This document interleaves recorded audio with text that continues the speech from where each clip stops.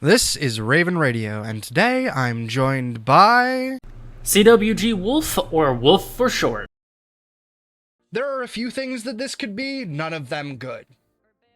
The best option would be a local weather event, which could be anything... Please. Go ahead, sorry.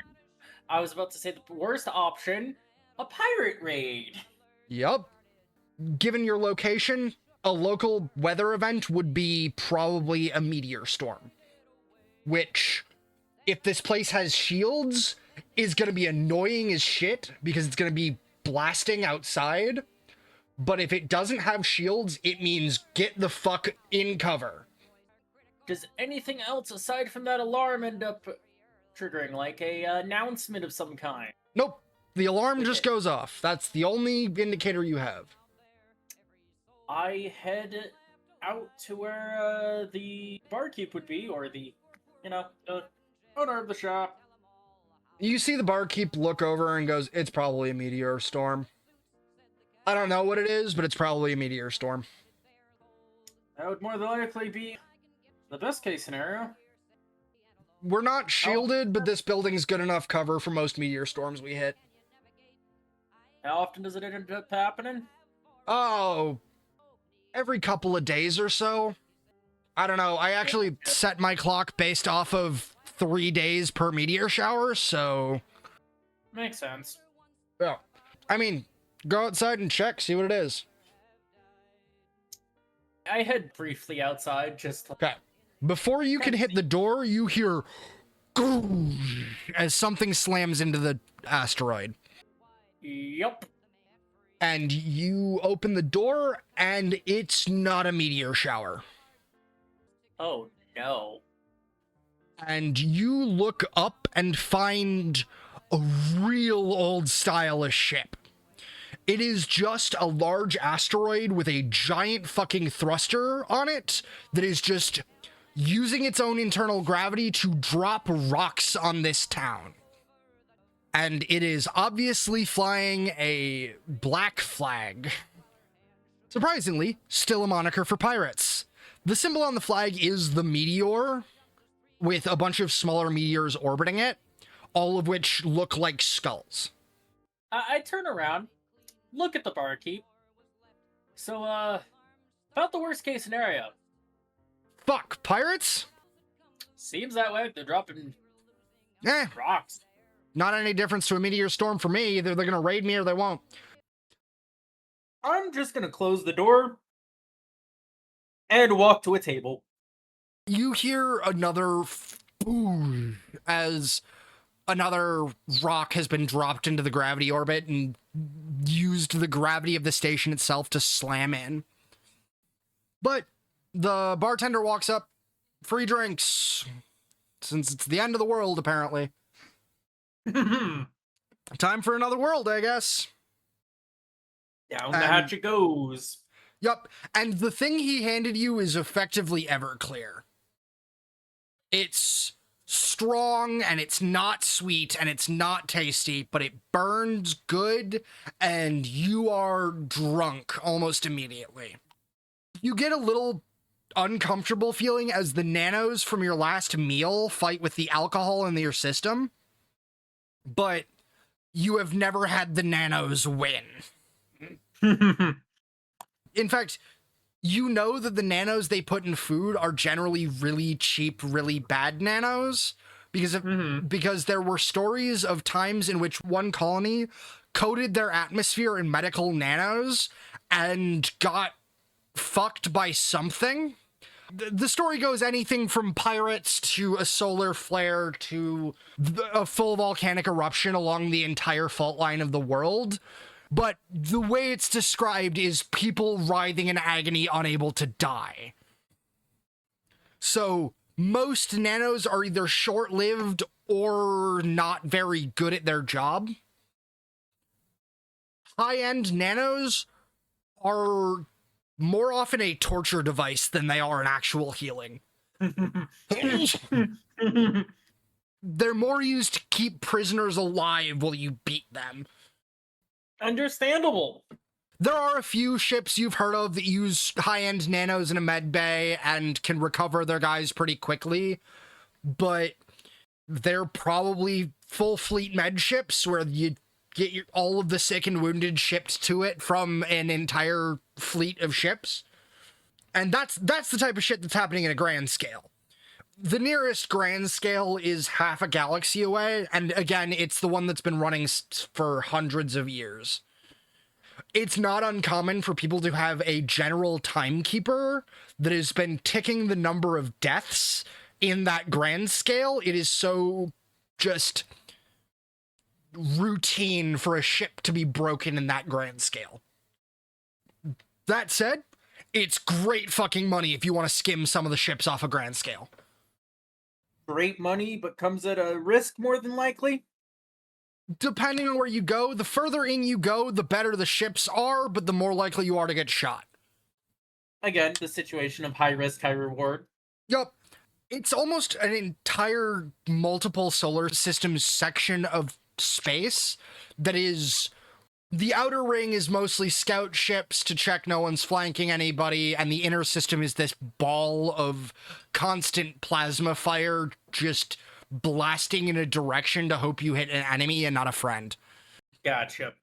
There are a few stories of people who just, for shits and giggles, fly through the middle of a grand scale, which those are like either idiot savants or hotshot pilots who just want to prove that they're hotshot pilots. You know one trucker who made it through a grand scale without ever realizing he was in it. And that guy was a fucking idiot. While you're sitting with the barkeep, you are basically recounting all of these thoughts to him, but in a more coherent and reasonable fashion. And he's just listening, glad to have some stories to tell, which stories are just as much of a currency as anything else here. Yeah. He shoots back that his grandpa once flew through a grand scale in a sublight, no less, which he explains it was a 99, which means it's a nearly speed of light sublight, and it was a real mobile piece of shit. It was engines strapped to the smallest cockpit possible with pure thrust and maneuverability, and dude still got clipped a couple of times. It's at about this time that you hear boof, boof, boof as someone's banging on the door. Barkeep looks at you like, I don't know what to fucking do. Rugs myself. I was like, it's not like I locked it. Not like I think it even can be locked. Boo, boo, boo. And then you hear koosh, koosh as the door starts cracking inwards. Anything you do before the door breaks down? No, I'm probably just gonna stay sitting here and at the bar, just All let right. it happen. You watch as a 6'5" muscle head crashes through the door, goes, oops, sorry, and then falls on his face.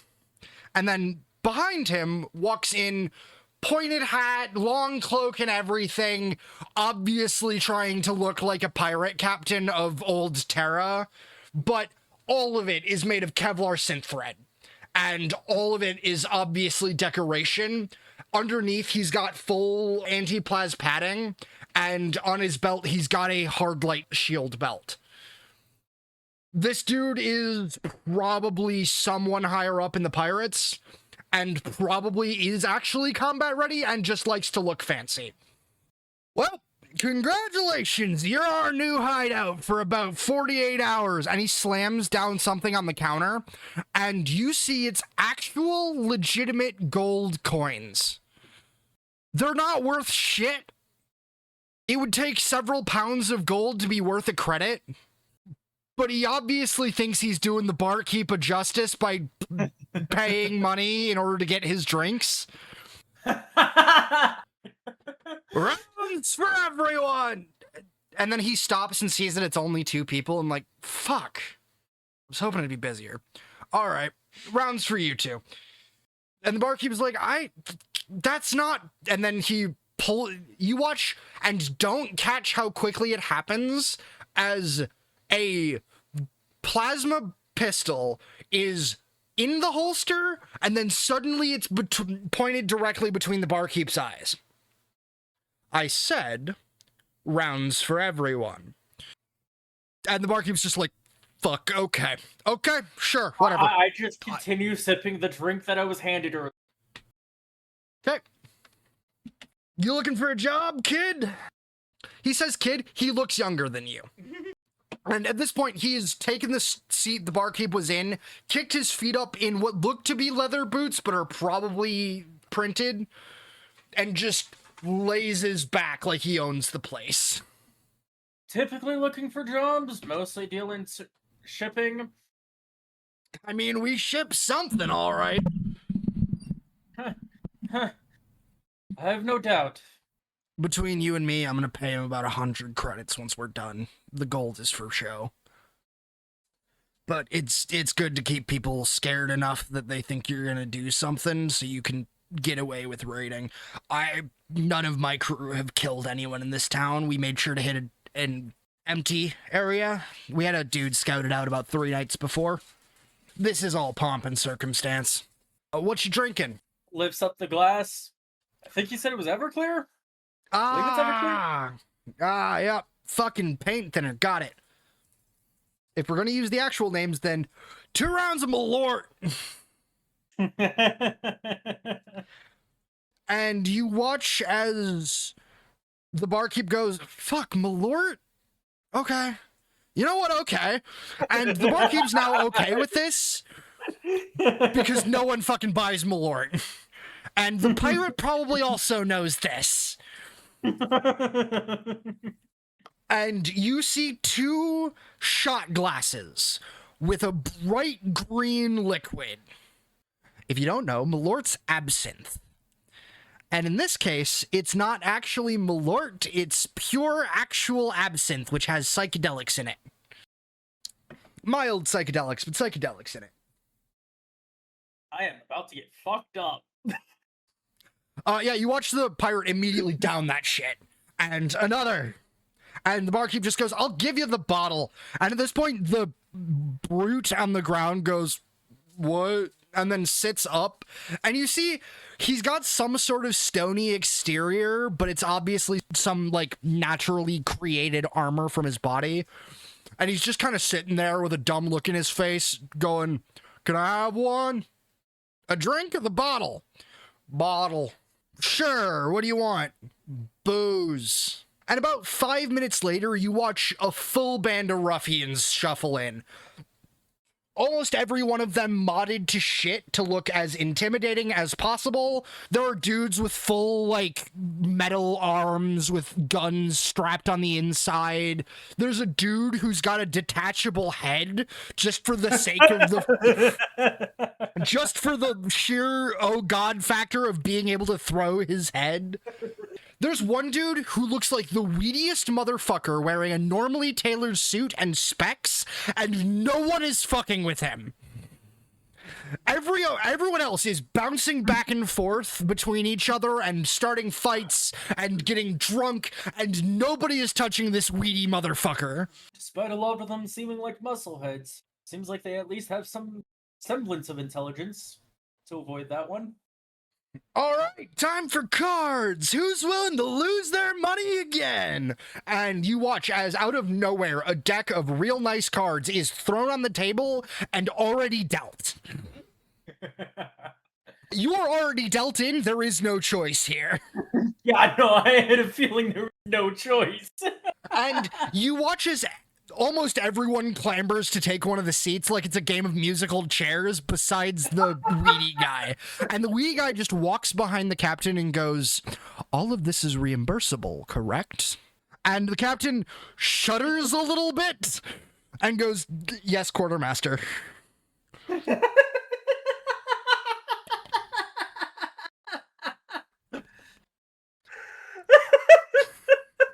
Fun fact, that's pretty much how actual pirate ships worked. The quartermaster ran shit and the captain was a figurehead. Yeah.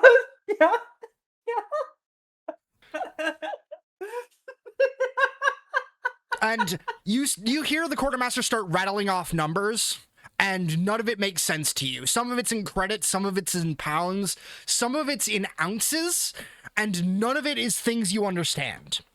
And none of it has, like, he doesn't say it's this of this, he just says 300 ounces.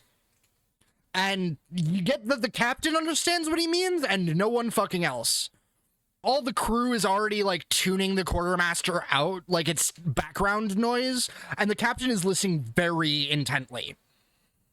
And then the captain asks one simple thing, over or under? And the quartermaster says under. And there's a look on the face of the captain, and then he just starts playing cards. Do you try to play good cards with them, or you just lose as little money as possible? Well, give or take, let's say I had 95 credits when I walked in here. You had 90. You had about 90 credits. Okay. Because I know the gun and ammo costed 5 credits. Yep, and between miscellaneous over the last couple of days, you always have about 100 credits. You can't spend more than 100 credits on any given thing is the actual rule. Gotcha. Or else you need to offload cargo for it. I think I'd end up having my cap go to like 30 before I just try to pull out. All right, for one pot or for multiple pots? Until I exceed 30 on the, or get to 30 on the credits of, like, I run out of the currency. Okay. If I win, I continue until I lose a total of 30. Okay. Fair enough. You start with a good 25 in the first pot, and that gets everyone into an uproar, and everyone's like, oh shit, this is a real game. We're playing for actual credits here. All right. And so the people swap out, and you notice that the players who leave are obviously the ones who aren't as good at the cards, and the ones who swap in are like, I got this. I can fleece this man for his money. And you beat them for the first couple of rounds to the point where you've made about 1,000 credits off of these pots before guys switch out again and you start losing. You're still up, but you're starting to lose. All the while, the captain has never bet on a pot you have won. Any pot you early fold, he sweeps. And any pot you don't early fold, he backs the fuck off and lets you play. And all the while, the quartermaster's just counting every single credit that passes down. Yeah, I eventually pull out. Just fully. Okay. Do you pull out above or under? I'll pull out above. Okay. Damn, kid, you fleeced us. Again, you looking for a job? I can use someone who lies like that. Potentially, as long as I don't have to actually deal with possibly murdering anyone. And I can't promise that. I would love to promise that you can go out on the high skies and sail in dead space for the fun of it and not kill anybody. As long as I don't have to end up dealing with the Imperial Council. That is the more drastic one. That I can give you an assurance for. And he pulls out a writ from the Imperial Council that he is a privateer. This is just a thing that says we don't fuck with the Imperial Council and the Imperial Council doesn't fuck with us. I can tell you we're not going to fuck with the Imperial Council. Again, most of our shit's pomp and show on smaller settlements for external colonies, but we have gotten into a scuffle or two. A lot of militaries do try to raid our ship. Actually, how about this? He snaps his fingers twice and everyone clears the table. And you watch as he puts down a grav core the size of a dime. Will bet my ship's grav core against your entire life. You lose, you join. You win, you get the grav core, and that ship up there is stuck. I take it the option to hearing what the job was about wasn't necessarily on the table. Oh, I'll tell you, it's going around to minor settlements and throwing rocks at them until they give you money. Ah. It's piracy. I don't think I could have made that any plainer with the decorations. I chuckle slightly. Look, kid. I told you it was pomp and circumstance. You did. You definitely did. We make money off of taxing small settlements in order to fund basic shipments of a large scale to other settlements that are not under imperial law. A lot of these places actively welcome us because we spend a fuck ton of money and the damage we do is never harmful. A lot of places will fire at us just for the show of it. This is the third time we've been to this place, not this bar specifically, but this town, and we have an agreement with the mayor. We pick and choose. I will not say we will not raid people who are going to fight back, because I never know how people will respond to the flag. But the job is you put up a flag and we make money by scaring people with the flag. And the quartermaster looks down and goes, not always making money. Oh, further awareness, you will get a percentage cut of everything we ever loot based on the amount of people in the crew, spread evenly to everyone, including me and the quartermaster. It is an even cut for everyone. 50% goes into the bank to do ship repairs and shit like that. But you will always make money on anything we do, even if you just cook. All right. You signing up, or do you want to play for it? I'll play for it, but I'm likely to lose. That much I know for. All right. Then I ask you, I'm going to give you the choice here. Do you lose? Are you saying on purpose or not? No. I'm giving you the choice so that you decide whether you go on the pirate adventure or get $1 million and can start whatever you want with $1 million. Do you lose?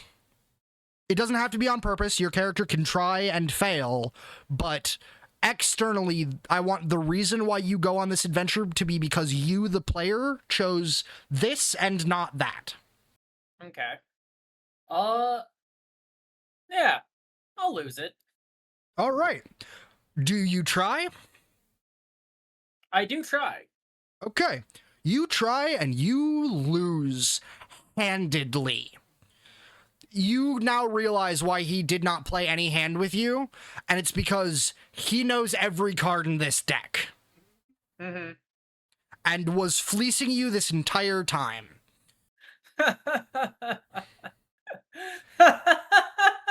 And everyone who knows this routine has done this 1,000 times to hire new crew, and every single one of them who probably went through this whole rigmarole themselves just bursts into cheers. Yeah, no, I also just laugh because, like, I knew this was gonna happen. Yep. I knew. And I will say, you pretty quickly black the fuck out and are dragged onto the ship. You mutter out which ship is yours, and they pull it into their internal dock in their ship, and your ship is now just one of their dinghies.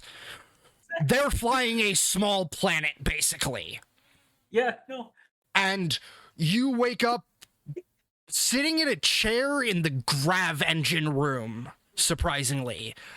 And the captain looks at you and goes, I wanted you to see proof, and then puts the grav core back in to this massive array of discs. He did actually bet his ship's grav core. I don't think he would have bet it if he wasn't confident. If you had won, you would have gotten his ship's grav core. It would have been up to you as to how the story played out from there. He would have absolutely respected the fact that you beat him in a game. You would have gotten a couple of stats in int for beating him in the game, and depending on how you treated him afterwards, you'd get a couple of traits. Fair enough. But my rule for this game is any pivotal moment has to be a choice for the player, not for me. Okay. And that was a pivotal moment.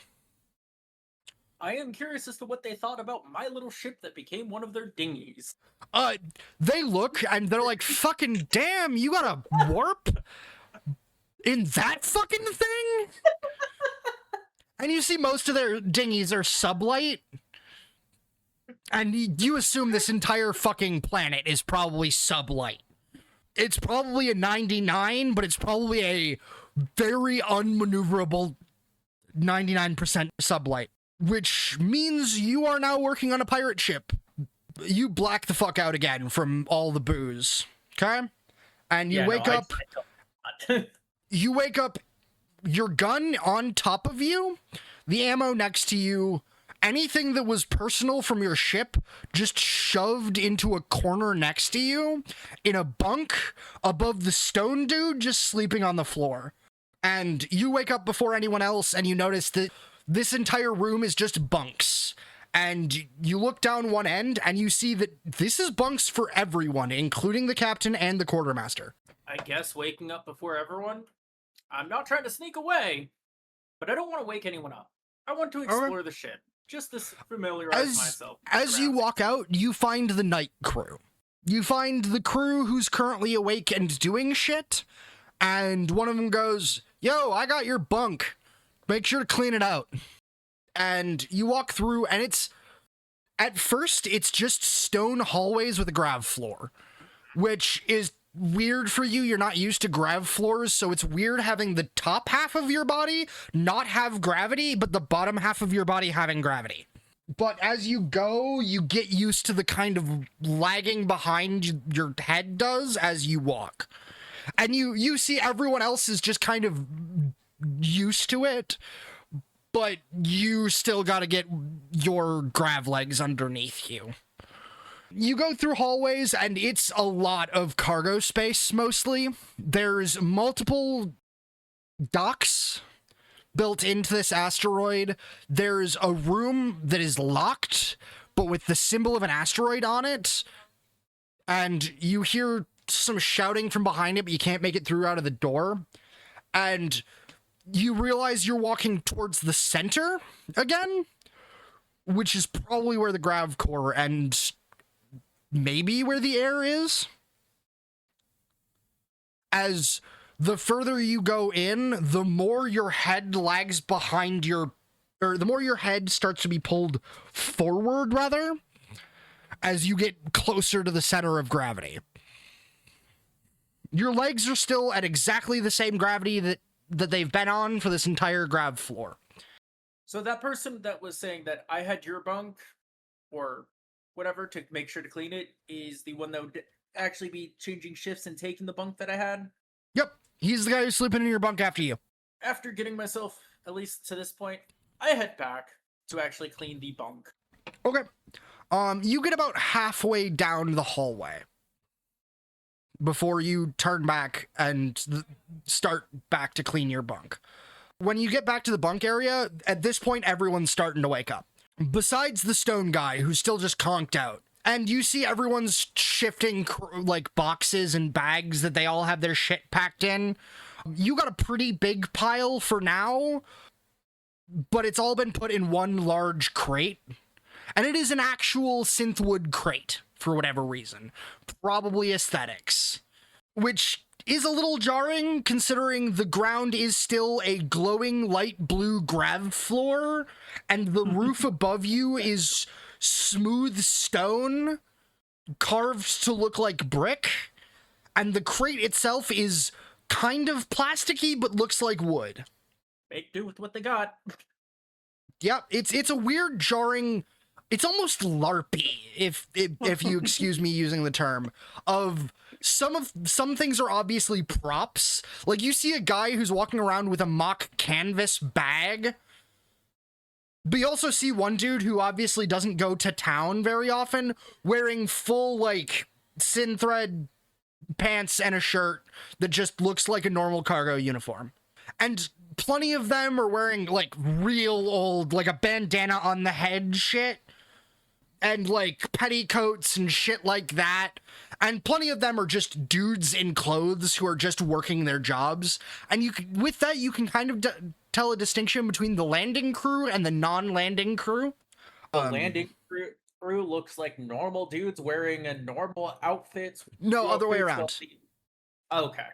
The landing crew looks like they're going to a Renaissance fair as pirates, and the non-landing crew looks like they're just here to maintain a ship. Okay, I was thinking the landing crew was the one that maintains the ship, not the ones that go on to land. No, the landing crew is the guys who go on to land to actually raid shit. Yeah, no, I was thinking it was the reverse. I'm glad I got that clarified. Yep. For myself. And now that you look, even the stone guy's got these really baggy trouser-like things that he's wearing, which is probably the only costume that fit him.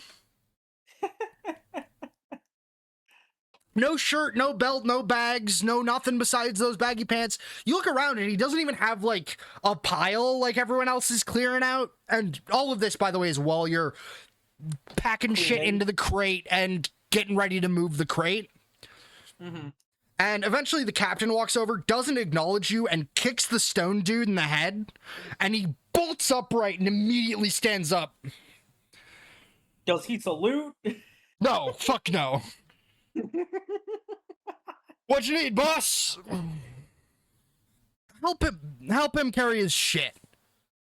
And he nods at you, and the stone guy immediately grabs the crate from you and holds it in one hand. Where am I putting it, boss? Fucking anywhere that isn't the bunks. Find a rat's nest. Everyone makes them. I don't have a rat's nest. That's because you don't have anything. Oh, by the way, there was an accent when you were in the tavern that the captain was using to try and sound old timey. None of that right now. Oh, he's dropped it. This is his normal self.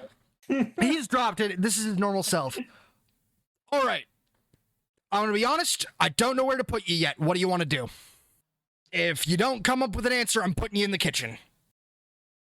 I'm just thinking. Actually, first question, landing or not landing crew?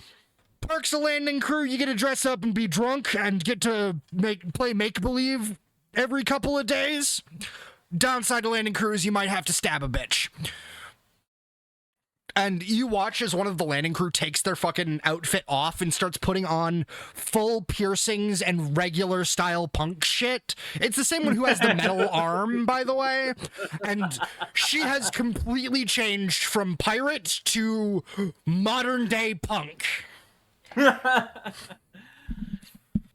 don't gotta do shit if you're the landing crew besides tend to whatever the fuck you want to work on whenever the fuck you want to work on it. Morgan over there is our medical officer? I'm your biotics officer, dipshit. It is at this point that my recording was accidentally muted for an hour. During that time, Wolf got used to the ship, he joined the landing crew. There's been quite a few worlds and lands that I haven't actually been able to visit.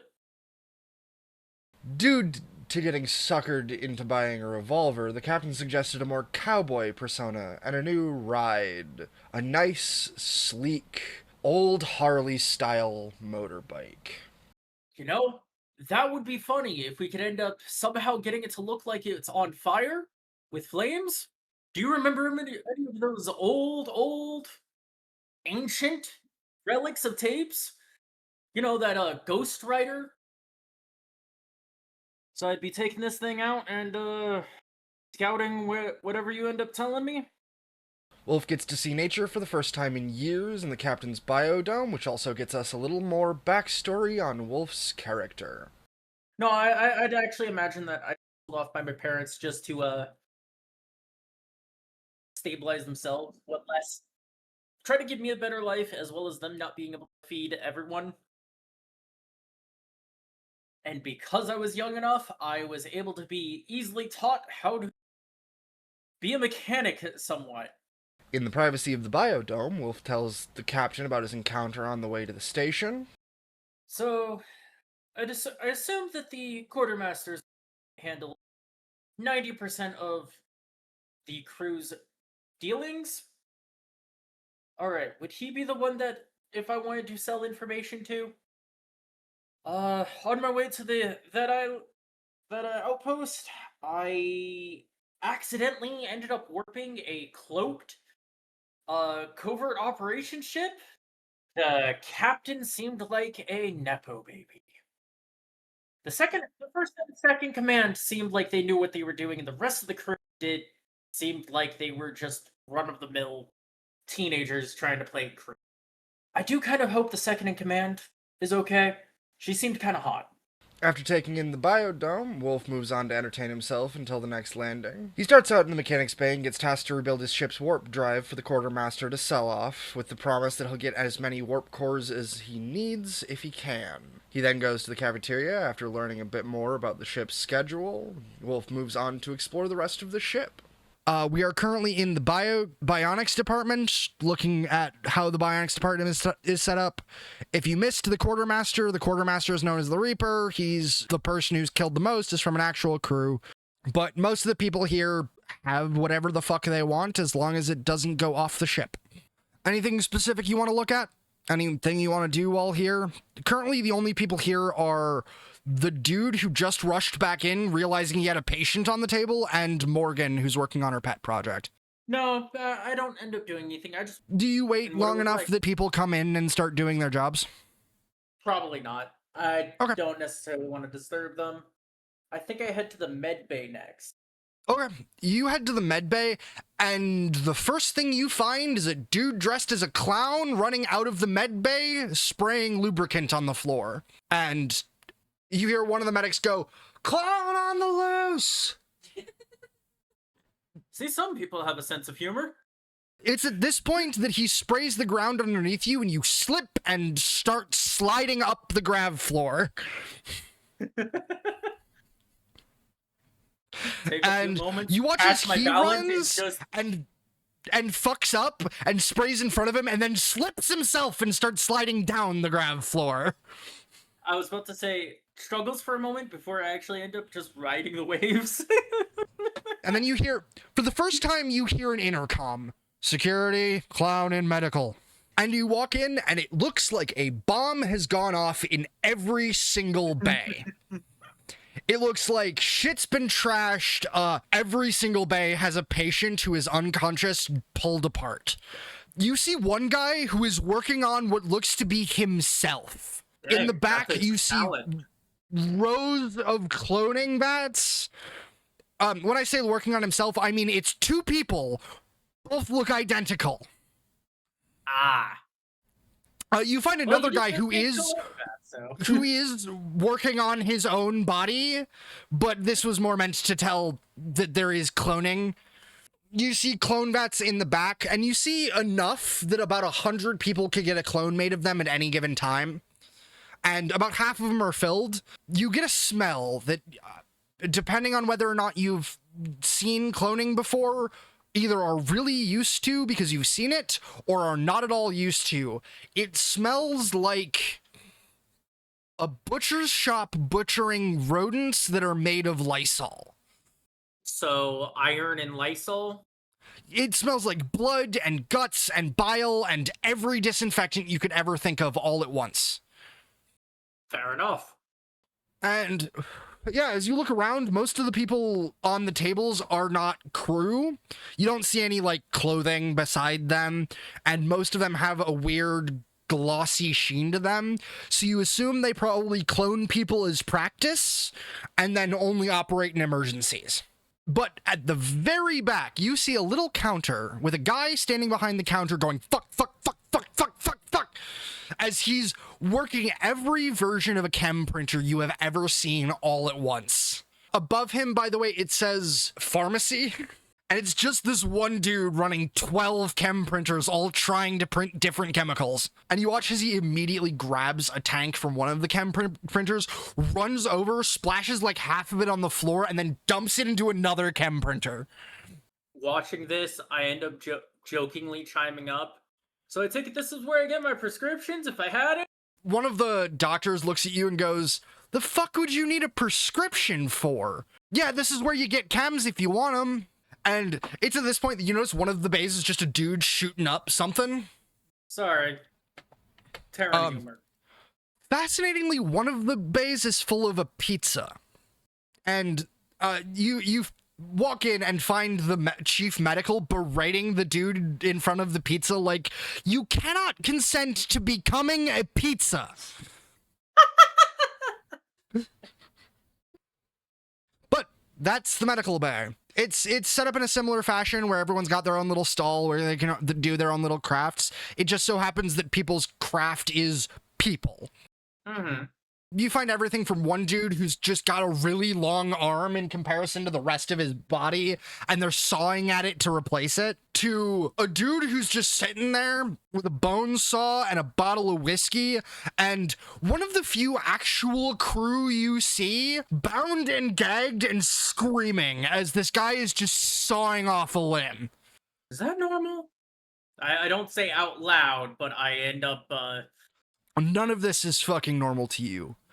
But everyone seems comfy, and even the patients who are screaming, when you look over, they give you a thumbs up like, yeah, I'm good. You obviously look like a newbie who has never been to the medical department, so everyone's immediately reassuring you, no, everything's good. He's fine, he's fine. Okay. And it's at this point that you hear a loud bang, and then hear... Security to engineering. There is a clown in engineering. We have shot him. Please take him to medical. I would probably start making my way toward the farming department.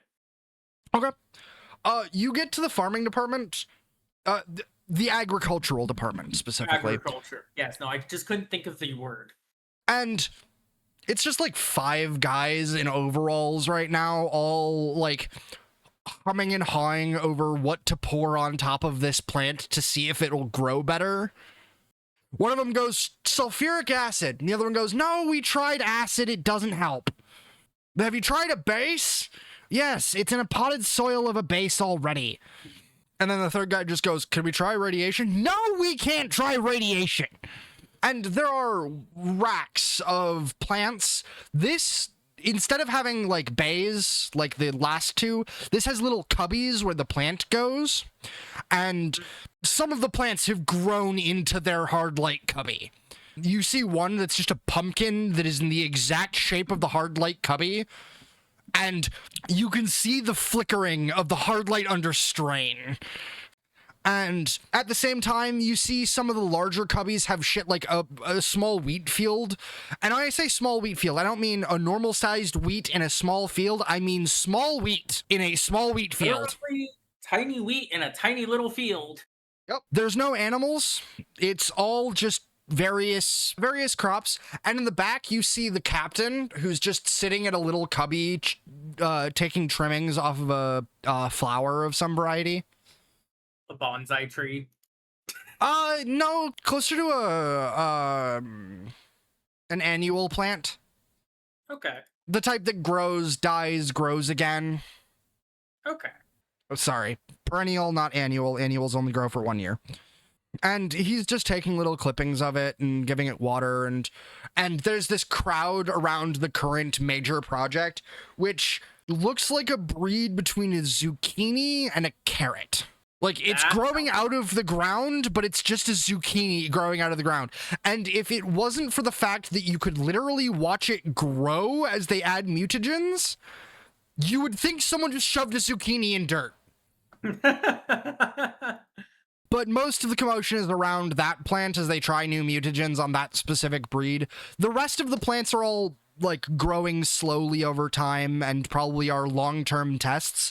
This is their fuck around plant right now. And you see a few other plants that probably were fuck around plants. You see a blob of flesh that is green with leaves that was probably some fuck around plant. You see another cubby that's just covered in these white tendrils.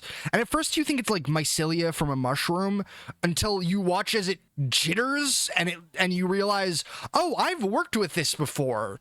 This is nerves. They are apparently growing nerves-like plants here. But most of the commotion is towards the front. There are a few at the back who are tending to some more long-term projects. Obviously, some of these dipshits are just here to fuck around with plants and see what happens. And some of these people are here to do long-term experiments to figure out better ways of feeding this place. So I'm gonna head back towards the mechanics bay again, Okay. and more specifically, not just the mechanics bay, but the shipping docks. Okay.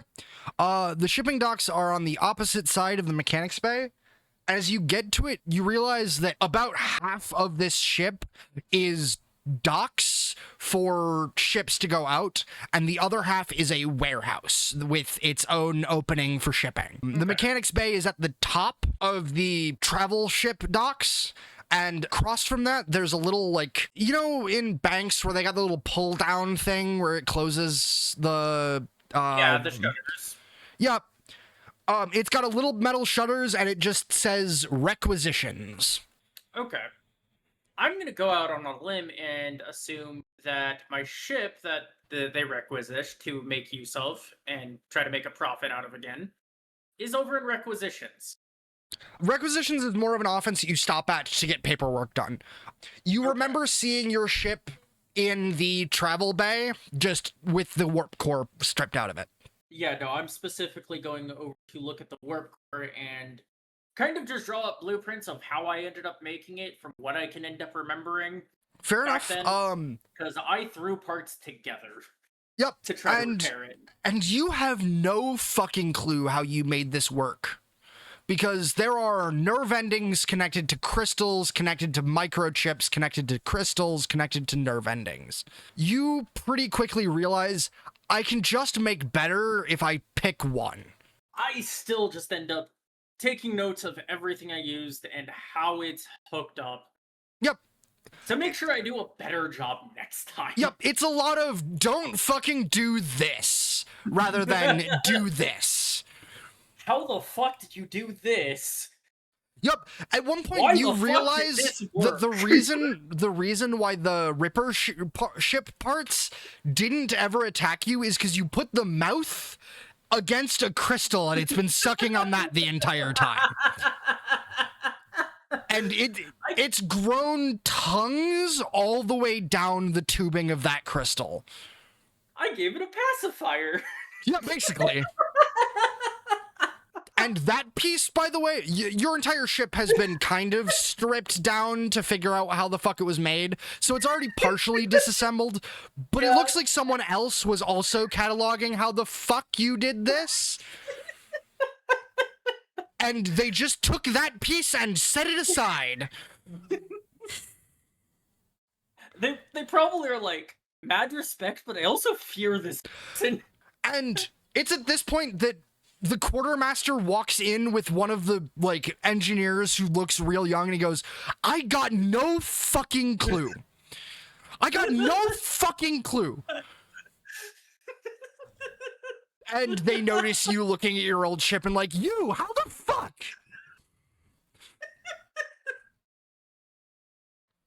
I have no memory on how I managed any of this.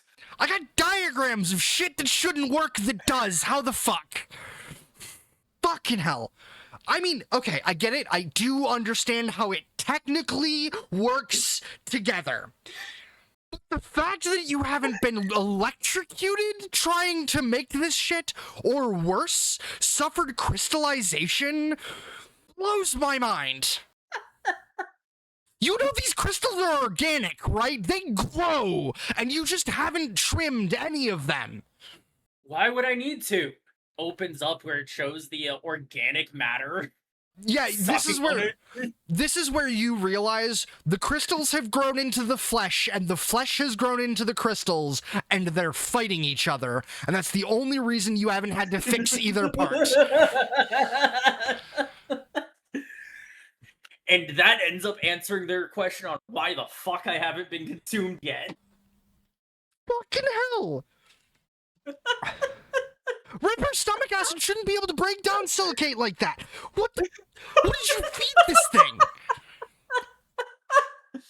A, how is your oxygen filter working with all this silicate growing in your fucking ship? B, how the fuck did your grav still work? Because I'm pretty sure you have a grav engine part in a warp engine core. C, how the fuck did you ever find out that Rippers could digest silicon? Let alone biosilicate. Just figured out that right now, actually. Okay. Fascinating. Apparently, all of your Terran tech work is well maintained, at least. Besides this one chip, and he taps at the chip that you were planning on replacing soon. Every single one of these chips is maintained, which is surprising. A lot of people who get Terran shit don't maintain their chips and don't understand why the computer goes on the fritz.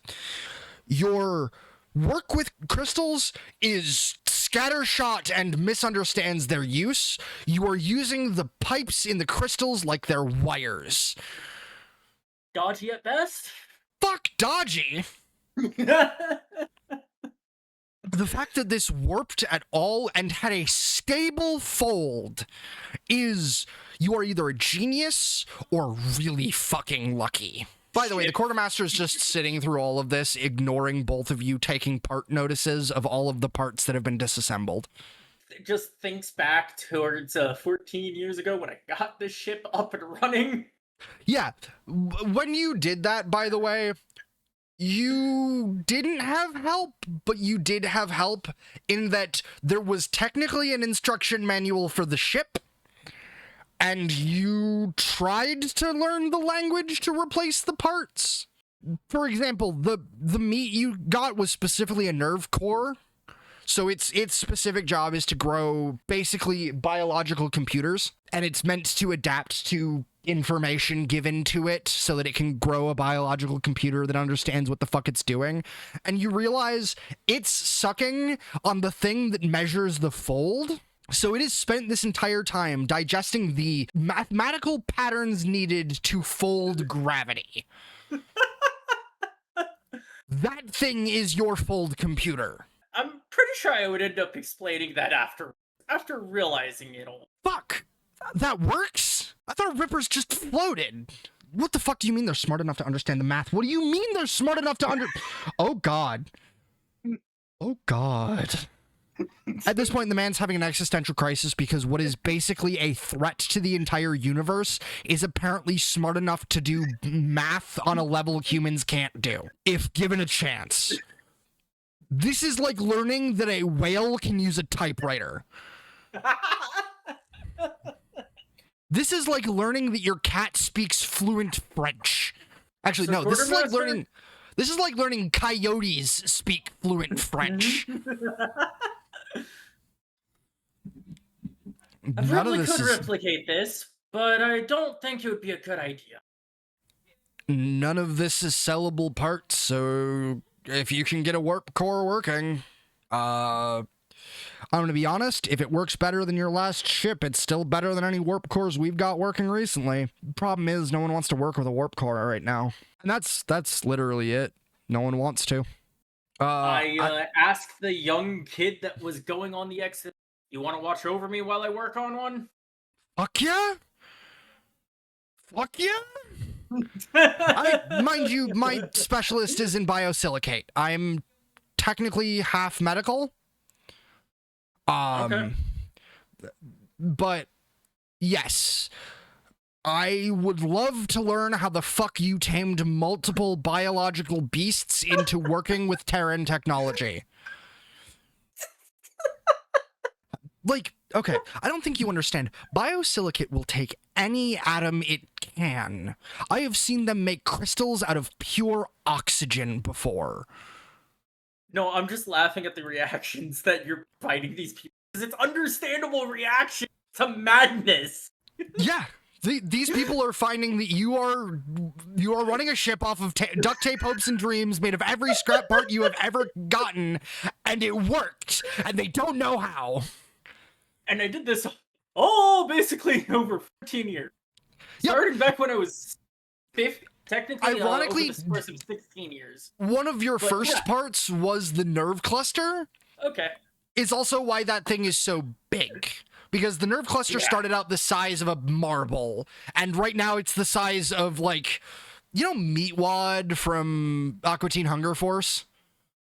Yeah. It's Meatwad. Okay, yeah. Yeah, that's accurate for how long it's been. Yep.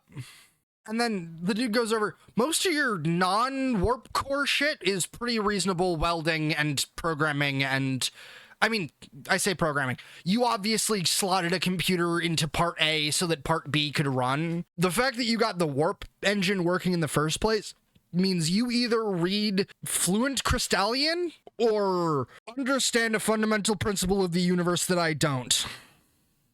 Tilts my head at Crystallian. Fuck are you doing? You don't know what a Okay.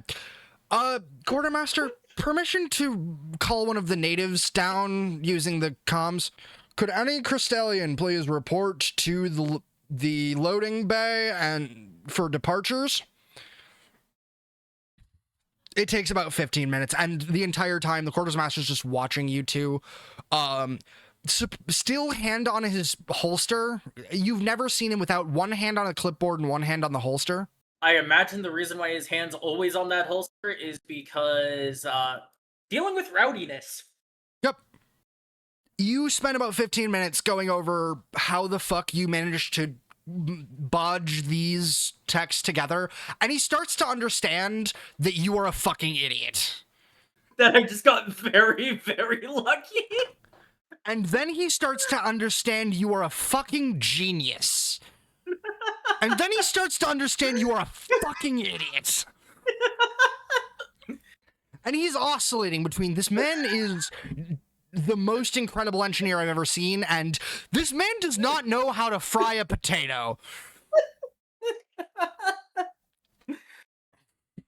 And about that time, you watch as it takes you a second to realize anything enters until it stops moving and all the light stops reflecting in weird ways, and you see a walking, talking crystal. And you hear a low vibration hum before you watch a little thing pop out of its chest that it had, buried into it that clicks to life and in a very robotic voice says, "You requested me?"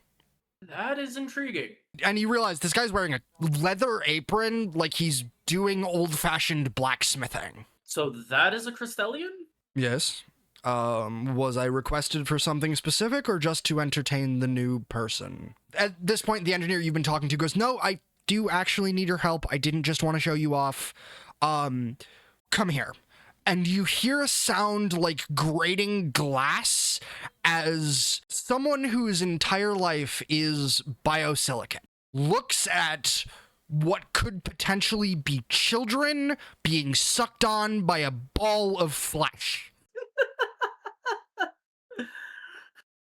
And then he stops, considers for a second, and goes, "Did it work?" And the engineer goes, "Yes, it fucking worked! I don't know!" Then it isn't stupid. At this point, even the quartermaster's chuckling a little.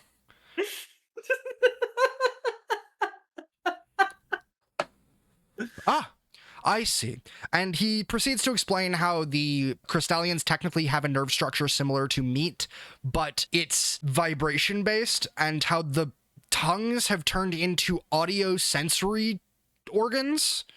And so it's hearing the vibrations of the pneumatics being pushed through and using that to calculate, and at the same time consuming the biosilicate's excess mass in order to continue growing its flesh. And this is when you realize the guy you're looking at is pretty much like pure glass, and the crystals you see all look like blackish quartz, almost like a coal vein running through quartz. And you get the feeling that it's probably been consuming your carbon dioxide as a source of carbon and oxygen, and then various metals from your ship over time. Which is also probably why my ship both constantly needed repairs, was falling off itself, but also why my oxygen kinda didn't need it replaced as often. Yep. No, you realize this weird hybrid was working as an oxygen filter as well. Not a good one. Not enough to even sustain you in suit. But it was enough to get carbon out of the atmosphere so that it could create carbon deposits to create specific vibration channels. It's at this point that the blob of flesh pops out an eye, looks around, sees that it isn't in a ship, and drops the crystal. And as it does, you watch as tiny fibers of crystal get pulled out of its mouth as tiny tongues get pulled out of the crystal. So, that's a weird note. It's no longer in a ship. It was gonna do that. It's probably bored. Fair enough. You watch as the entire blob of flesh rolls in by flattening itself in a direction and then re-pulling the other section back over and over until it finds a different crystal and starts sucking on that. But to its disappointment, the crystal isn't working. And at this point, it drops the crystal it went to and just starts humming, and the crystallion doubles over. I look at the crystallion, just like... It called you a fucker. I believe its specific words were, "You motherfucker, I liked that toy." It's at this point that the crystallion pulls the translator off and just kind of shoves it into the blob of meat, and a string of obscenities you have never even considered in the English language comes out of this meat wad. Before it goes, "I'm fucking bored. Do you know what it's like to be a bunch of nerve endings with nothing to do?" No, I do not, and I am sorry. Personally, I was doing quantum calculus for fun, and now I got nothing. I can hear everything in this entire God's forsaken, fleshless bastardry of a ship. God, I wish I had a scale organ so I could fucking kick your ass. All the while, Crystallion is laughing his ass off, or at least what you assume is laughing his ass off. It sounds like wind chimes. Quartermaster, do you think the captain would enjoy this? Or I think he would enjoy it immensely. You are correct. And then you hear, "Honey, can you come down to departures?" And then over the intercom you hear, "Stop calling me honey on the intercom."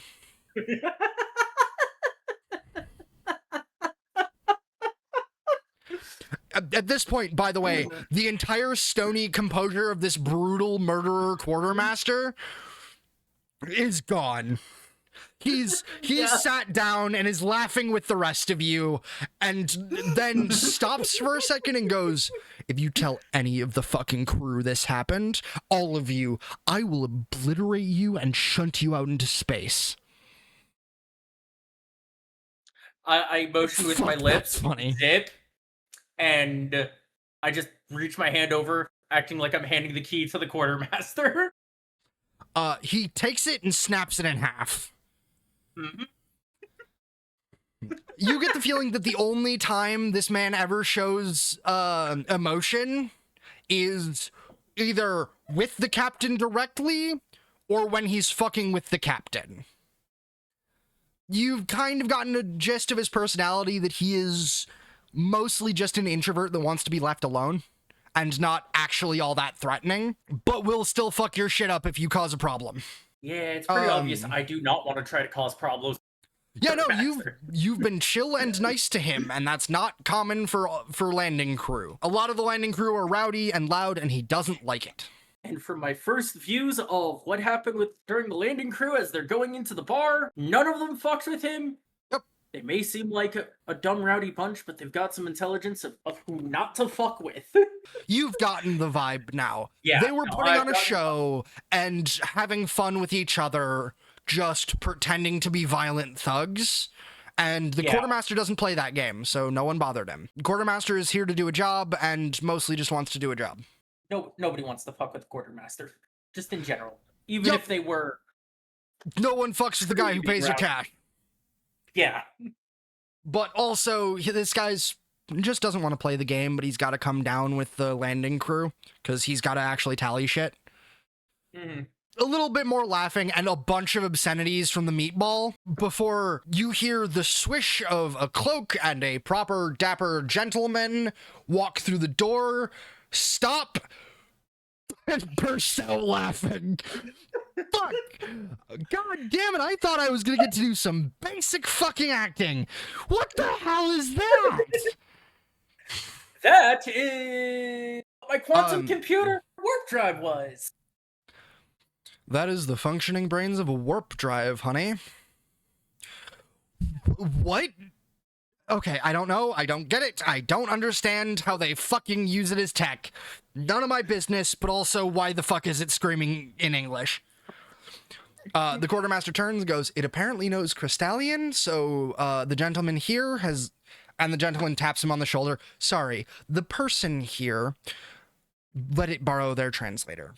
Two things. Trying to be calm as I'm holding back laughter. Yep. From the amount of obscenities that are being thrown. At about this point, the meatwad turns its eye and starts insulting the mother of the engineer you were talking to, and the engineer just punts it against a wall. I look back, then looked at the captain. It's bored.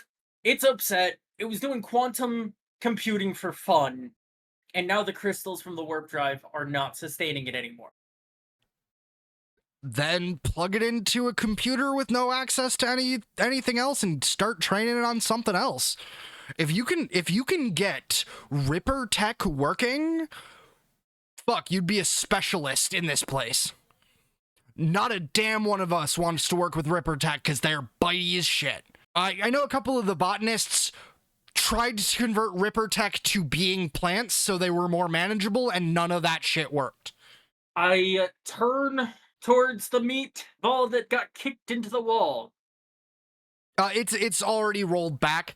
It's less irritated now that it's been thrown and something has happened. Would you like to work with me to end up doing more computing? Learning more shit? I don't fucking care. Give me a puzzle, bastard. Point me in a direction where I can actually start working with this. I mean, we technically have shit to work on Rippers in both medical and... this is the engineer talking, by the way. We technically have shit to work on both... on Rippers in both medical and engineering. Why don't you take it to your bay in engineering, and I'll grab some of my shit from medical. Sounds good. I do recommend you put it in some sort of a container so that it doesn't bite any of the crew. And then this is where the meatball responds, I'll bite your mother! Quartermaster, do we have a proper functioning crystal right now? Not that isn't in anything. This is when the Crystallian leans back and goes... And surprisingly, the quartermaster goes, oh, that'll work. Because apparently the quartermaster speaks Crystallian. And you watch as the Crystallian rips off what would be its arm, and it shifts into a similar looking crystal to the ones you had plugged into the ship, but the tubes are instead replaced with grooves that air runs through.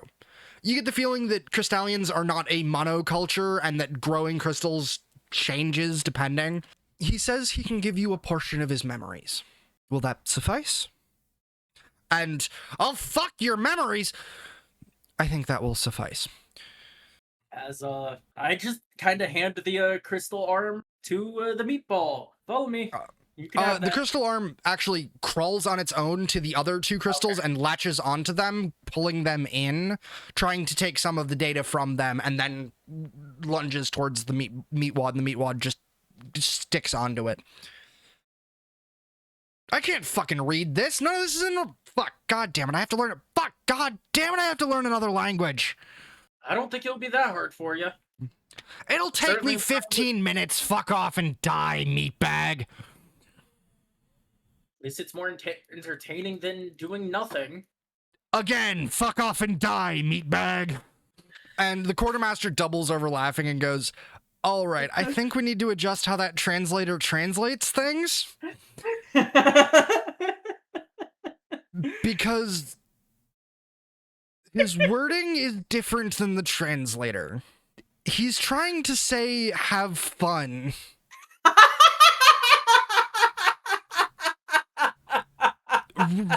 Apparently, Ripper's talk in a very violent manner.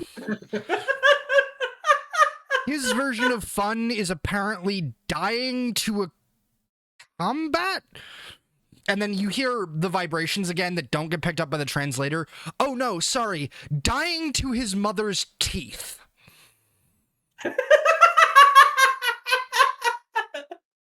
Genuine laughter on my end. Anyway. Yeah, I probably should get that translator properly sorted. It's hard for me to keep a straight face. Oh yeah, no one in this room is taking any of this seriously anymore. The Crystallion's got this little tinkle that's going on. That's probably his version of laughter. The Quartermaster, it's a minor chuckle, but it's a chuckle. The engineer is just like, what the fuck? What the fuck? And the captain's just laughing his ass off. And it's at this point that the captain belly aching laughing at that. Yeah, the captain's at this point flicks a gold coin at you and goes, "That is the best shit I've seen all week." Catches it, kind of holds it in my palm, holds it in my closed fist as my hand goes back to my side. I'm like, happy to provide some entertainment sometimes. At this point, you grab a sack and put the crystals and the blob of meat in the sack and just start carrying it to engineering. And the engineer who you're working with just runs past you to get to medical before you get to engineering. He's super excited. Yeah, no, he is one of the few who might be interested in Ripper Tech, but doesn't like getting bit. So someone else handling the Ripper Tech while he analyzes is his dream. It was the whole reason he was called for your ship in the first place was because it had Ripper Tech. And so he's the only one with any modicum of knowing what the fuck Ripper Tech does. Strangely enough, the mesh between Ripper Tech and Crystallion Tech is kind of his field in that he likes weird biomechanical shit. Yeah. I have no doubt that he may end up being a blabbermouth both in medical and biotics. Oh yeah, no. You get to engineering and there's already a group of medics crowding engineering, and there is maybe a fight that's about to be started by all the engineers who wants to be left the fuck alone, and all of the medics who have to go, wait, you can get this thing working? And it's at this point that your bag starts shuffling, and the barrel in the back of engineering starts shaking. Oh, no. And you hear the most pitiful, half human, half not, come from the barrel. What? Please? Come from the barrel? For context, this is the barrel that has "Don't touch, it bites" written on it. I turn around and look at the barrel. It's shaking like it's trying to open itself, but it's not getting anywhere. I kind of just gently place the sack I am holding inside of the cubicle, and I go over towards the barrel. Do you open the barrel? Not yet. Okay. I head into my room with it. Okay, you bring the barrel into the room. It's heavy as shit. It is a 5-gallon bucket full of flesh. I had a feeling it was. Yep, but you lug it in, and you hear it sloshing and begging. It is a pitiful wail of a starving creature. And at this point, everyone gets serious and goes, I didn't know it could talk. As I take the bat, I like place up the field, press the button for the field, waiting for my assistant engineer. He does not enter. If you are going to open that barrel, he is not in that cubicle. Either way, I turn on the field, and open the barrel after plopping the meat cube out of the bag. Yep.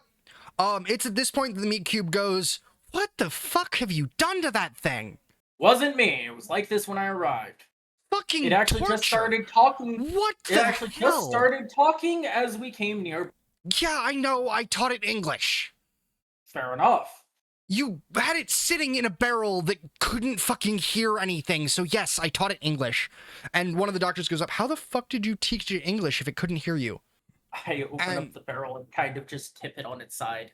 As you open up the barrel, you watch as 1,000 eyes pour out in this blob of flesh and a single mouth that's trying to make human words, but failing and just... And as that happens, the top layer, which is all the eyes and the skin and the flesh, falls out of the barrel, and you find dozens of organs all designed to do different things that you have no fucking clue. You find one that looks like it's meant to be the center of a circulatory system, except it doesn't have any valves. It is just a heart with nothing coming out of it. Is there like a form of, I don't know, gas mask in this room at the very least? Yeah, there's full biohazard shit that your assistant put in before he left the cubicle. Okay, yeah, no. That being said, there is no smell. Okay, I still put at least the gas mask portion of the biohazard. You realize one of the organs is a spore sac, but it's closed, and this is when you hear, "I'm sorry." Do you mind translating? He said, "I'm sorry. I don't know what for, what the hell he did to get stuffed in a barrel, but he's sorry, apparently." And one of the engineers chimes up, "It bit me 5 years ago, and I shoved it in that barrel, and no one's opened it since." Well, it apparently says sorry to you. I didn't know it could fucking talk. I would have probably talked to it if it could have talked. I'm sorry too, dude. Fuck, I need to rethink some things. And that engineer walks off. Yep, that engineer walks off having an existential crisis, realizing what he thought was the equivalent to spare parts is sentient. What can I do for you? He seems to have a lot of trouble with O's. I say he, I'm gendering a thing that has no gender. And this is when you notice most of the organs are not connected at all to this flesh mass, and you realize there's probably a single nerve cluster in the skin that is running this portion and hasn't needed any of the organs. I put some gloves on. Do you know which of these you actually need and which I can put back in the barrel? None of them help with the pain. As I scoop up all the organs and put them back in the barrel. I'm sorry you're in so much pain. You said you're hungry? Hunger. Hey guys, can anyone get some of the plant life from the biodome? I can do you on better. I can give you a full protein pack from the med bag. Give me a second. One of the doctors walks off and comes back with what you and I would know as a banana bag, which is a saline drip of every protein and shit used to keep people who starve themselves getting to the point where they can eat again. This is probably what you want to start with. Appreciate it. As I lower the field and head out to reach out to grab Everyone jumps back when you lower the field, but the blob doesn't continue moving. You get a feeling a few of these people probably have lost loved ones to Ripper ships. Yeah. Ripper ships are a cosmic horror that tears apart worlds. It is just beasts that will eat planets. The fact that it is in any way intelligent is mind-blowing to everyone. This is going to be a new science study for everyone to talk about on the ship for months fuck on everyone on the end. ship. I'm not sure anyone in this universe has studied a Ripper ship in this detail now. They're treated as cosmic events that you run away from in the same way where a star going supernova is one. There are entire galaxies that are just infested with Ripper ships that no one goes fucking near. It's a blob of flesh that is growing into the shape of space whales that eat stars and planets. So, do you want to know the image I have in my head initially? Blob here. Sure. Have you seen Made in Abyss? Yes. Absolutely. I am thinking of that blob, her friend that got. Yup. Because of pressure difference. Miasma pressure difference. Yep, it is absolutely Made in Abyss pressure sickness dissolving your flesh. But it's a thing that just runs on that flesh. Yeah. You're starting to get the sense that it's probably like a blobfish, and that in this specific atmosphere, it's not able to sustain a good form. I proceed to start helping it feed on the banana juice. Yep. It's just an IV bag on a stand with a needle, and you just stick the needle in it, and it groans in happiness. It was starving to the point where if you tried to feed it anything other than a banana bag, it would probably not be able to digest it, even being a Ripper part. You watch as pretty much immediately the flesh starts. So the blob on your ship was a dark red, and this blob was a very light pink, and this blob starts to darken almost immediately when it starts getting nutrients again. I just sit in my chair that I made earlier. At this point, you watch as a skull forms, and it copies your face before it says, "Thank you. I wasn't sure I would survive in that barrel for much longer." Everything sounds like his tongue is being pressed to the bottom of his mouth in a way you don't speak. "What can I help you with? What needs eating?" Currently, not much needs eating, but I can certainly end up finding you stuff that you could eat that nobody else ends up eating anymore. As I look to the crowd outside. They all are like, "Fuck, here, try this." And a dude just throws you a muffler for a combustion engine, which is just a chunk of metal. "Try this." And it's at this point that you have to fucking duck because the dude throwing it has a bionic arm and just threw a full fucking 50-pound object at you. And you realize most of these dudes have some level of bionics so they can lift heavy shit, and you don't. A lot of them have an exo, which is an exoskeleton, so that they can lift heavy shit, and you are not wearing one. You duck, and it slams against the back wall, which is apparently also protected by hard light. You get the feeling that this entire cubicle is a hard light box that is just designed to look like walls. As you watch the ripples along the hexagons where it hits, but it clatters to the floor, and the blob just starts. Its mouth detaches from its skull, and where its mouth was cakes over with flesh, and its mouth moves down the blob and reaches out to consume the metal. Just sitting in the chair, kind of turned a little bit. You watch as it tries to make a hand and point at one of the organs. That one. I get up and go grab the organ it requested. It grabs it, and it grabs it in the hand, and then it and the hand both disappear into the blob, and you watch as acid starts salivating out of this mouth and dissolving the metal, and as it does, small scales of pure iron just start appearing along the blob. And as it does, it creaks and moves until it has a form, but it's not made anything specific yet. I shout to the people outside, "Any other garbage you'd like to get rid of that you don't need?" I got a clone if you want flesh. Give me a second. And you watch a guy walk away and then come back with a dead body over his shoulders. You realize now, this is the guy who was operating on himself, and this is a clone of himself. Well then. Here, try this. I don't know all... And he just drops it. You still have not put up the light shield again, and so he just drops it into your bay. And...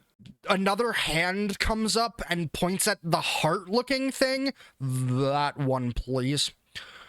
And I hit the heart-looking thing. And you watch, it doesn't absorb it like it did the last organ. It actually rips it in half and then absorbs each half. And you watch as an entirely different organ is formed in its hands. And then that is absorbed in. What do we have in the composition? And at this point, the doctors start rattling off how the composition of a human body, and it starts immediately talking back of, all right, this protein, that protein, I need this acid and that protein to bind with this protein, and all of a sudden you watch as this clone gets enveloped in the blob and stands up. I'm just sitting in the chair. Work right. and you watch as the scales that were on start appearing where the hair was. But I think I have it working now.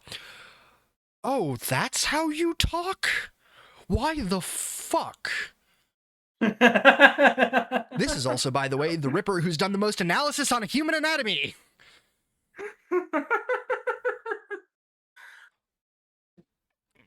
And at this point, the your original blob of meat just starts chiming in Crystallian, and the dude starts shaking. The clone that now is being turned into a Ripper is just shaking his hand to make the vibration sounds, and they're having a conversation in Crystallian. At the same time, he continues to talk with the doctors about how biology works for humans, and starts critiquing the biology of humans like we can change it.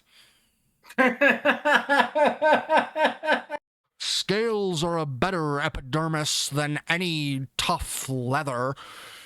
And you realize this is a nerve cluster in the same way where your original meatball was a nerve cluster.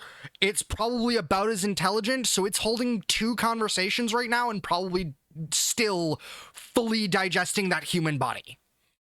Fully digesting and analyzing it. Yep. It is consciously aware of every cell in its body and is controlling every cell in its body by creating new nerves wherever the fuck it needs it. Yeah, no, I'm just sitting back in the chair, facing out of the pen towards the crowd and the two meatballs. Yep.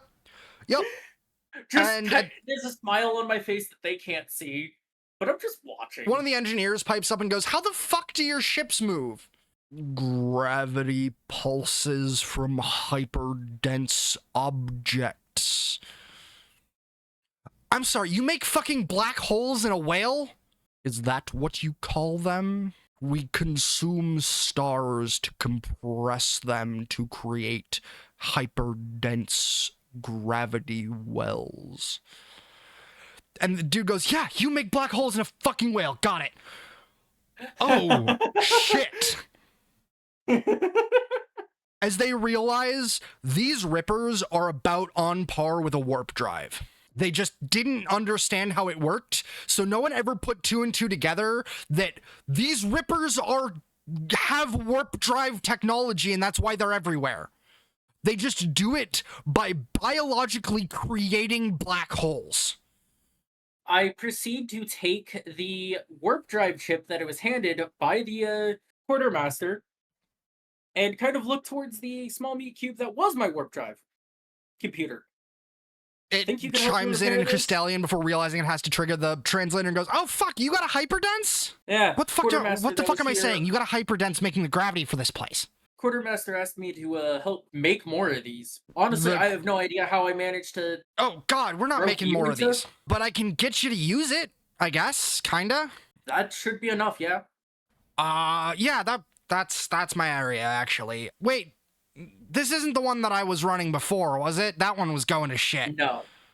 Okay, give me that one for a second. And without you having a second to hand it to him, his mouth extends and grabs the warp core and eats it. And everyone's like, "Shit, fuck, what?" Or that was in my ship, at least. It wasn't. You were given a fresh new warp core. The warp core from your ship is being sold. This is actually a warp core from an older engine that is a lower class warp core than you were actually running. Okay. But everyone freaks the fuck out because everyone here has at least once seen a detonation of a warp or grav core. I'm just chilling here. I'm not even freaking out. You have not, so you don't understand that this could create a black hole and eat everything, and no nano will save you. But I'm just chilling here. This creature in front of me has helped and saved me during my entire 14-year travel. Yeah. No, I'm actually saying that to the crew that's watching. Okay. We all gotta reassess our biases. If it wanted me by dead, the way, the Crystallian's still here, and he's chiming into the conversation going along in Crystallian. and is nodding his head like, yeah, that's how y'all were like with me at first. And one of them who does somehow know Crystallian, you realize the reason why some people know Crystallian is because they have translators in their ears for multiple languages. And one of them goes, you didn't try to eat us. And the Crystallian's like, fair, I didn't try to eat you in a way you noticed. In the way you noticed! And this is the point which you realize you're starting to understand Crystallian, and then you freak out a little bit because you feel something in your head. It's not a physical presence in your skull. You feel a thought in your head that isn't yours, and that thought is, sup, dipshit. I just kind of wide-eyed and think to myself, what? What the fuck did you think? I wasn't psionic? I'm a nerve cluster. My job is to do math to the point where I can change fucking atoms. Of course, I know how to do a basic psionic lobe. I look down towards the meat cluster that took the grav core from me. Anyway, the only reason I didn't do it before is because I didn't think you needed it, because I thought you could hear me. Apparently, you fucking couldn't. To myself, I'm just thinking telepathically to it. I'm sorry. Oh, no, you're good. I had a lot of fun. I got to do a fuck ton of math, and that was all I had to do was sit there and do math. It was fucking amazing. Anyway, if you don't start giving me some math to do, I am going to either start dissecting your memories, or I'm going to start breaking down this core to make you hyperdense matter. Which one do you want? I want to get you some math to do. Okay. I say that out loud. The Crystallian, who also is psychic, by the way, but doesn't use it as often, goes, mm-hmm. Okay. I start pacing back and forth now, slightly panicked. It's at this point, by the way, that your memories start to get flooded from a perspective you don't understand, as the meatball slips up and starts projecting the Crystallian's memories into your head instead of into his own. And so all of a sudden you can feel your bones growing. Oh no. And then it stops and it's all over and you're like, God, never do that again. Sorry, I'm trying to patch the language center, which is very well connected with the history center in... Okay, so the way Crystallians work is they're tiny micro-inclusions of microbacteria that take small particulate and put it together. Okay? Each of them has their own set of memories. Each of them has their own little brain. Each of them has their own little thoughts. They just work together, okay? It's really fucking hard to separate their thoughts because they're all thinking different things. I'm just staring at the cube and nodding with my jaw dropped. Everyone else probably ends up thinking that I am going Yeah, no, you look absolutely insane as you're just staring at this wad of meat, jaw dropped. A little bit of drool as the psychic waves have kind of fucked up your nervous system a little bit until one of the engineers go, oh, shit, and then bangs on the back of their head until you hear them in your brain and goes, okay, and then bangs on their head again. They're talking psionically. We're good. He didn't get brain fried. As I kind of just shake a moment. Shake out of it. Everyone, by the way, at least. Everyone, by the way, around you is now shaking their heads like, fucker! Because the dude basically just broadcasted on all channels to make sure you were okay. Yeah, no, that's what helped snap me out of it. Yep.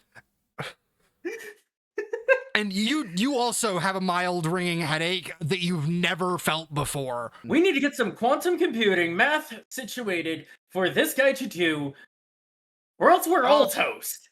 Fuck, one of the engineers walks up, here, this is the Einstein-Rosenberg bridge equation that I've been working on for most of my life, try this. And then he goes, I mean, it's not technically possible, but you basically do the same for a warp drive anyway. You can't connect 2 points in space because those 2 points in space are not the same thing, but you can connect 1 point in space to itself and then move that point in space, and that's how warp drives work. And then he goes, fuck, really? Yeah, sorry, teleportation works by sending data. There's no way of making a wormhole like that. The closest you're gonna get is a hyperdense and an anti-dense, which, fuck, you don't want to do any of that. That starts time shit. And everyone's like, what the fuck is an anti-dense? And the Crystallian chimes in, grabbing the translator off of the meat pit and puts it back on himself because the meat puppet's been just talking English now. You would know it as a white hole. Everyone's like, oh, those exist? They're rare, yes. You say a white hole? Yep, it's a theoretical sci-fi thing in which it's where all the matter that goes into a black hole goes. Okay. It's not been proven in science, and I'm using this for, like, lore reasons, not actual. Yeah, this is white holes are not actual science. Anyway, the clone has been fully digested and is now walking around as a skeleton. Okay.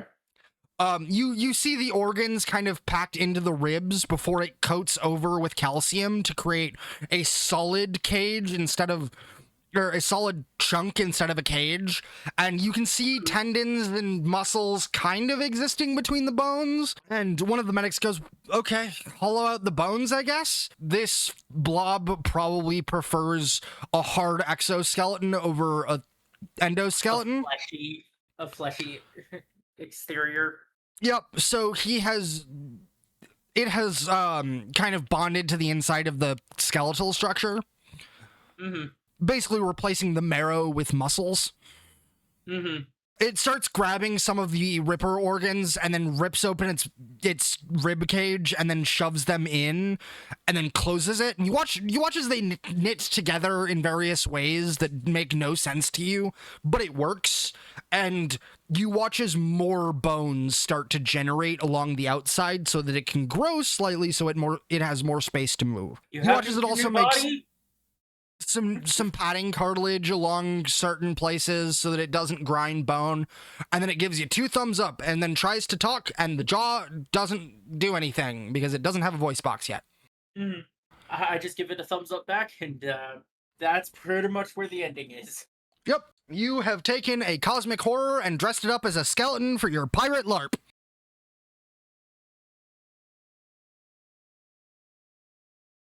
And that's our show for tonight. Join us next time as Wolf continues trucking in space.